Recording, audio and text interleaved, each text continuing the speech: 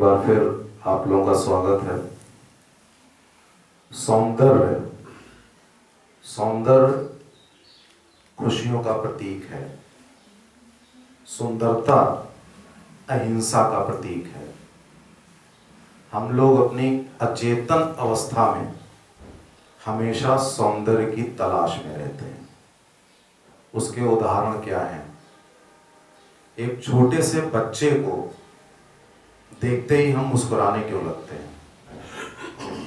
बच्चे को जाने दीजिए, किसी जानवर के बच्चे को, एक कुत्ते के पपी को देख लीजिए, एक गाय के बछड़े को देख लीजिए, तो आपके चेहरे पे मुस्कुराहट क्यों आती है? एक सुंदर स्त्री को देखते हैं तो देखते ही खुशियां ही नहीं समाती, बल्कि आप शांत और अहिंसक क्यों हो जाते हैं? इसका मतलब केवल वासना से ही लेना देना नहीं है। स्त्री माँ हो सकती है, बहन हो सकती है, बेटी हो सकती है, पत्नी हो सकती है, लेकिन एक सुंदर स्त्री के वश में 100 पुरुष भी आसानी से अहिंसक और वश में क्यों आ जाते हैं? क्या कारण है? क्या कारण है कि हम एक बाग बगीचा, एक सुंदर फूल, झरना, इन सबको देखकर प्रफुल्लित हो उठते हैं? क्या कारण है कि कोई मेहमान घर में आ रहा होता है तो हम अपने घर को सजाने लगते हैं? क्यों नहीं चीजों को वैसे ही बिखरा रहने देते?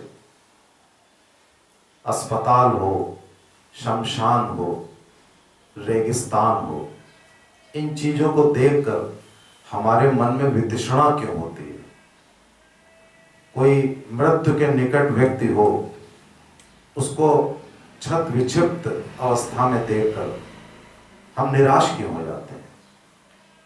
कूड़े के ढेर को देखें, गंदगी देखें, नाला देखें, तो हम नाभों क्यों सिकोड़ने लगते हैं? कहीं हमें अपने को थोड़ा सा रिलैक्स करने के लिए जाना हो तो हम सुंदर जगहों पे क्यों जाते हैं? विश्व में जहां जहां सुंदर जगहें हैं वहां पे अहिंसा क्यों है? वहां पे आपको हिंसा नहीं दिखेगी। वहां पे एक रश होता है लोगों को जाने का।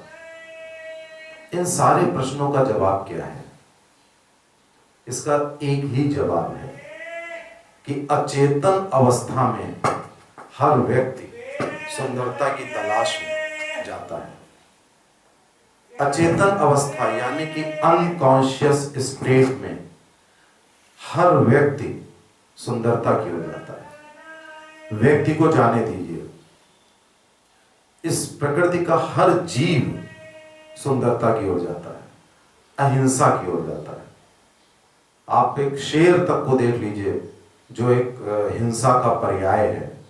अगर उसका पेट भर जाए तो वो भी एक सुंदरता, प्रेम और खेलकूद की तरफ जाने लगता है।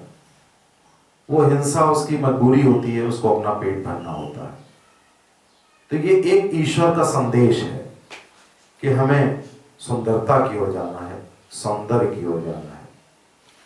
तो प्रश्न उठता है कि हम अचेतन अवस्था यानी कि जो अनकॉन्शियस स्टेट में चाहते हैं करना, उसे हम कॉन्शियस स्टेट यानी कि चेतन अवस्था में क्यों नहीं करते?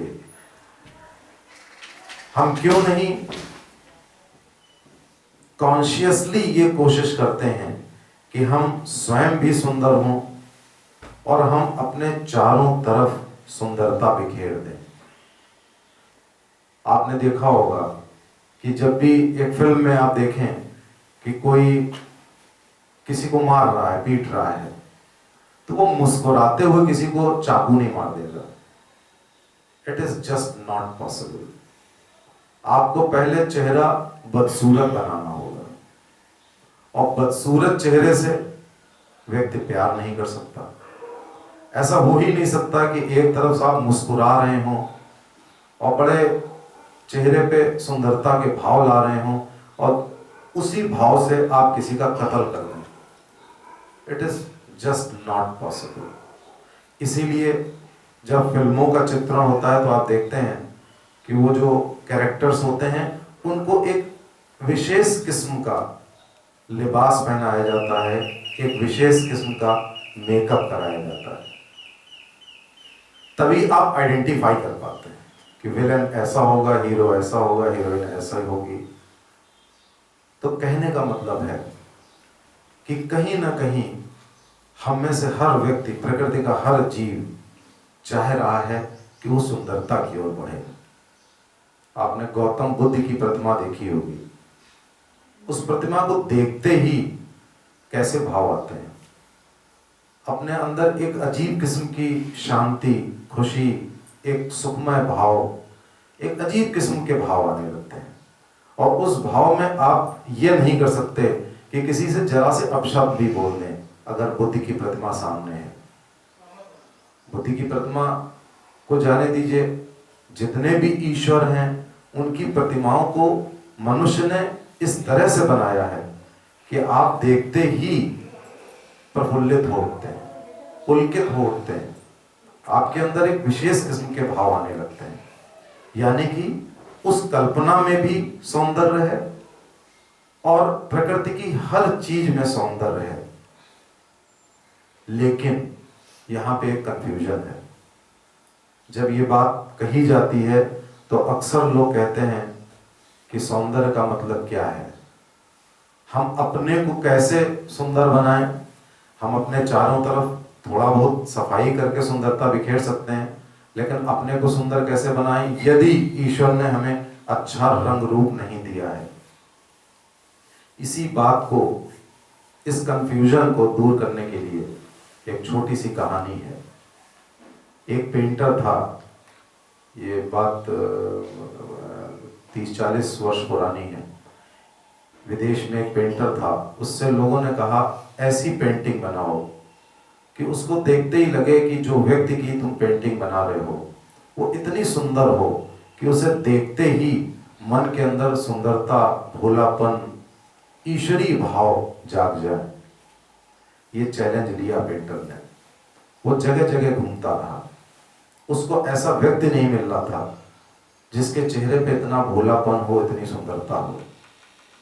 ढूंढते ढूंढते काफी महीने हो गए। वो एक पर्वत पर भ्रमण कर रहा था तो उसे एक ग्वाला दिखाई दिया। वो ग्वाला बांसुरी बजा रहा था, गाय चरा रहा था। तो उसे लगा ये ऐसा कैंडिडेट है कि इसकी मैं अगर फोटो बनाऊं, पेंटिंग बनाऊं तो ये दुनिया में सराही जाएगी। उसने उस ग्वाले को बैठाला, उसको अपना बताया, परिचय दिया और वो एक पेंटिंग बनाई। जब वो पेंटिंग मार्केट में आई तो उस पेंटर की भूरी भूरी प्रशंसा हुई। सबने कहा कि आपने ऐसी पेंटिंग बनाई है कि इससे ज्यादा सुंदरता हो ही नहीं सकती किसी व्यक्ति के मुख पर। खैर, ये बात हुए 5 साल बीत गए। लोगों ने कहा कि आपने एक ऐसी पेंटिंग बनाई थी कि इतना देखने में सुंदर व्यक्ति था, अब ऐसे व्यक्ति की फोटो बनाइए जो देखने में बड़ा बदसूरत हो, जिसको देखते ही मन में घृणा के भाव आ जाए, जिसको देखते ही वितृष्णा हो। उसने ये भी चैलेंज लिया। वो जगह जगह जाने लगा, शराब खानों पर, जेलों में, हर जगह जाने लगा कि ऐसा व्यक्ति दिखे। उसे एक परफेक्ट कैंडिडेट मिल नहीं रहा था। किसी ने कहा कि एक जेल में एक ऐसा कैदी है जो बड़ा खूंखार है, जो देखते ही मारने को दौड़ता है, उसकी आप फोटो बनाइए। वो गया तो जेल के अंदर जंजीरों से बंधा हुआ एक खूंखार किस्म का मनुष्य वहां पर था। उसकी आंखों में अंगारे थे, नाखून बड़े बड़े और देखने में बहुत ही डरावना। उसको लगा यही व्यक्ति है जो इस दुनिया का सबसे बदसूरत व्यक्ति हो सकता है, घृणित व्यक्ति हो सकता है। पेंटर उसकी फोटो बनाने लगा। थोड़ी देर बाद देखता है कि वो कैदी, वो खूंखार कैदी, वो रो रहा है। तो उससे पूछा पेंटर ने कि तुम रो क्यों रहे हो?